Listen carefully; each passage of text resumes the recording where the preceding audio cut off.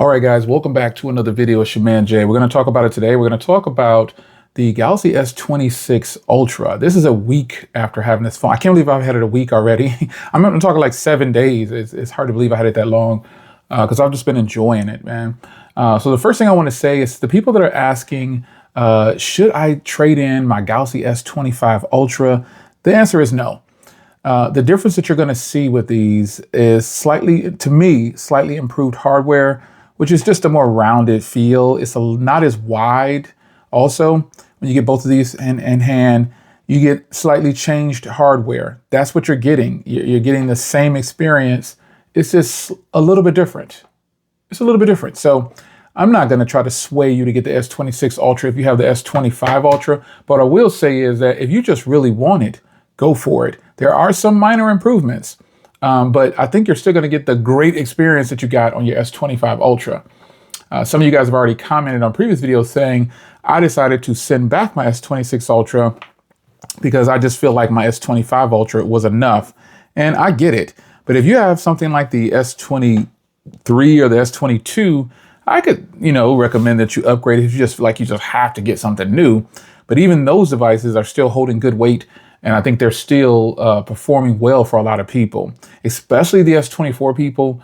Man, hold on to that device. That just turned out to be, to me, the best S20 Ultra, whatever the 20 Ultras are. The 24 seemed to be the best. The hardware was rounded on the sides, and I like that. But I decided to swap it out and sell it, and then get this phone right here.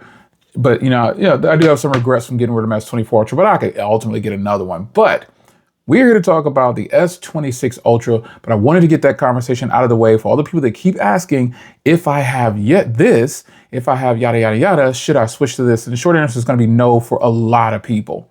So let's start with the hardware and design, as I pretty much just touched on it just now.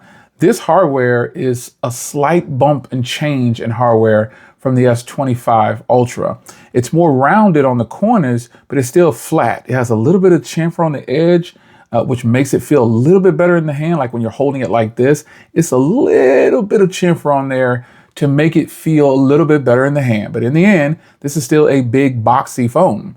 And it's a big phone. It's like almost 7 inch on display. So you're going to get that huge boxy feel still. It's just going to feel a little bit better when it's cutting in that corner right there, that rounded corner. I love a rounded corner. And then with the S25 Ultra, it's almost like completely still pointy.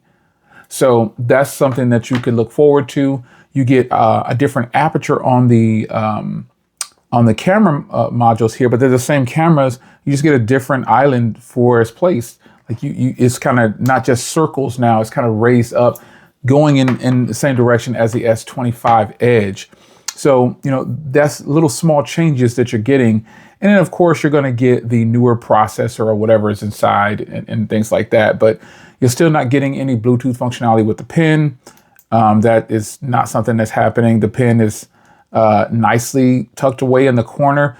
That's something that I found strange. A design thing that they chose to do was to round off the corner with the S Pen, because it forces you to put it in just one way. And some people might forget. They might jam it any other way and then their S Pen falls out somewhere. I've actually already dropped this phone and the S Pen popped out, but it didn't come all the way out. And I was nowhere near my house when I dropped it. And I didn't notice until I looked at it when I got home. And I was like, whoa, that could have been bad.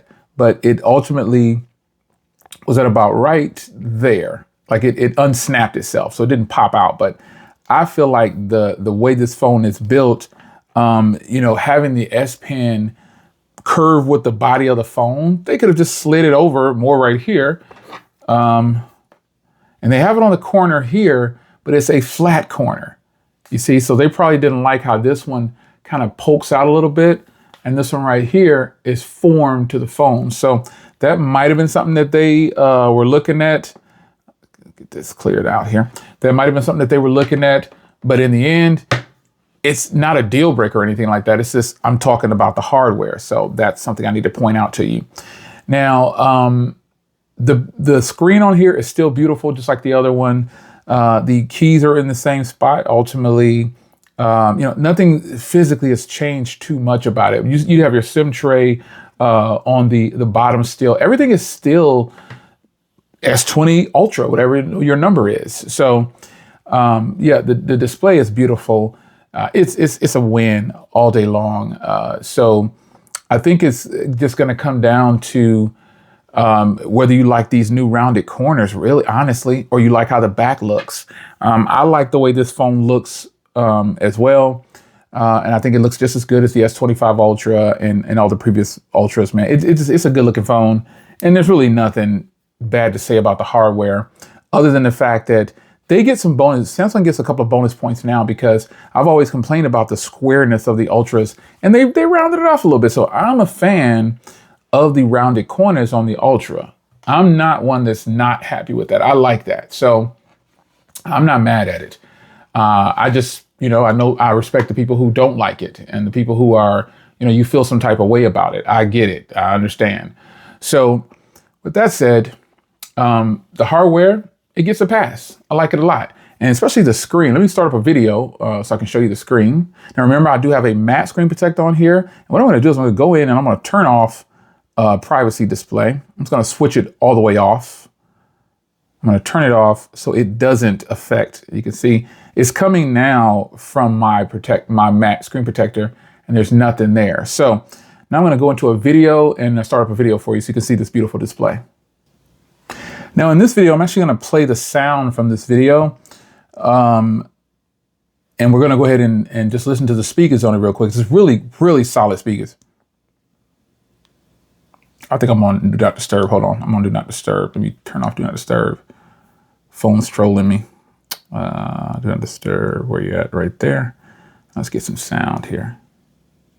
Am I hooked to Bluetooth or what is it? Oh. Back to another video, it's your man Jay. Man, we got to talk about it. At recording this video, I know you all have seen the video. The video that's just kind of probably taken over the Corvette world. The ZR1X. Oh, man. I've been talking about the ZR1X being just the king of the streets. So, honestly, folks, these speakers on here are what you think they are. They are freaking amazing. And then even though I have a matte screen protector on here, the screen is beautiful. The previous video I did, I was comparing the displays and things like that. But again, like I said in that video, when you're looking at these phones and you just have them by themselves, you're going to be impressed with these screens. Check that out. That is beautiful. That is just so beautiful. And it's just amazing. I had to get the right angle so you can see where the matte protector is not canceling out some of the view. But look at that. That's just freaking beautiful. These phones are getting better and better. All phones now have pretty much good displays. And Samsung is at the top of the heap, man. They're at the top of the pile for a company that makes great displays. And so you should never dispute that. The speakers are actually really good as well. I just don't foresee anybody. Let me turn on Do Not Disturb again because I don't want to be bothered. Here we go. I think anyone who's looking for a beautiful display, you're going to get that here. You're going to get a beautiful a piece of hardware and an extraordinary display. When you're not comparing it to other phones, man, I think you're going to love it. You're going to love this display. If the viewing angles are good, the quality of the display is good. Now, you just saw me turn on and off privacy. Now, I have my privacy screen or whatever set to turn on with certain apps, like media apps and stuff like that. It's like Instagram and Twitter and YouTube. Just a few things. I just did it to kind of test it out and see how I like it. And it's really nice. So you can see here it's back on. So when I hit an angle like that, the privacy display is on. Maybe I need to, I got it. I know I got it. But I just feel like the privacy display is something that is new technology to people. And I respect everybody who's really intrigued by it, but I don't really have to have it. I got to say, I just have it on for certain apps and then I just have it off. So I really can appreciate what Samsung is doing there. It's a great option. After playing with it and using it now for a week, it's cool, man. It's a cool feature. I may not be super excited about it or whatever, but still, I get it. It is a nice feature and it is very useful to have it set. Like if I leave the house or just whatever, you can really get in there and customize privacy display. So I don't want to harp on that too much. If you have the Galaxy S26 Ultra, get in there and play with privacy display and you tell me how you have yours set up in the comment section. Now, so you couple that all with You couple that with cameras. Let me get into a video here for the cameras. This was a video I was shooting the other day or last week or whatever with the phone. And I was just shooting video for my car channel, and I actually used this phone. So this content, these cameras, they do phenomenal under load. I mean, I'm outside in 85-degree weather. I think it was beautiful sunny day, and I'm recording and the phone's not getting hot. And I recorded for over an hour. And one of the sessions I recorded was easily 30 minutes straight. So I don't anticipate, this phone having any heating problems. Samsung may not have used all these fancy super duper cooling chambers and all kind of stuff to brag about it, but it's good enough. And I've never really had heating issues with any of my Samsung phones anyway. As a matter of fact, I'm recording with, the Samsung Galaxy Z Fold 7. That is the Z Fold 7 recording this video.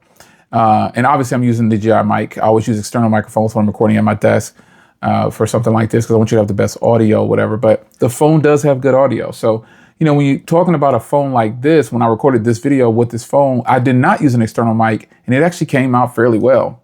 R1X handle this business, and I'm a proud owner of a Corvette E-Ray. Yeah. You can hear all the birds chirping, and you can hear everything. And it really came out well. This phone has phenomenal cameras, and I've done. I took tons of photos. I mean, this is just incredible quality, man. I mean, it's just really good. It's really good. And I did lots. If you've seen my photos, my video with the camera quality, I did lots of zooms. It just has good quality. They're packing a punch, so we don't need to harp on the cameras too much. But what I will say is that anyone who gets this phone, check a few boxes now. This phone's battery, though, and I'll close out with the battery. But first, before I get to that, I want to talk about, again, recap. The design, I like it. It's not a major upgrade in the design. The screen, top notch as always, beautiful. Performance, it's got all the new internals. It's got enough RAM. Great, top notch. No complaints about that. Cameras, top notch. And now when you get down to something like battery life, I've had this phone for a week and it can go all day, but I'm not getting like this killer battery and it's just a week old, so maybe it needs to be broken in or something like that. But I will say that the battery isn't lasting as long as I thought it was going to last. It's lasting me pretty much just a day, and then I have to charge it. And I'm using it on visible wireless, and I've been keeping it off of Wi-Fi for the tests. So, maybe that's impacting it. But, when I'm at home, I have really fast Wi-Fi. I have Wi-Fi 7 and Wi-Fi 6E.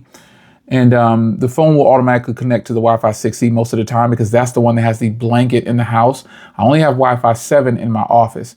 So all I can say is, if you're excited about this phone, I think in my experience, most people will get a full day out of this thing, and most people will be really happy with it, especially if you're not coming from the Galaxy S Ultra, S20 something Ultra lineup, and you're coming from a completely different phone, or you're not coming from the Galaxy S25 Ultra. You're gonna love this phone.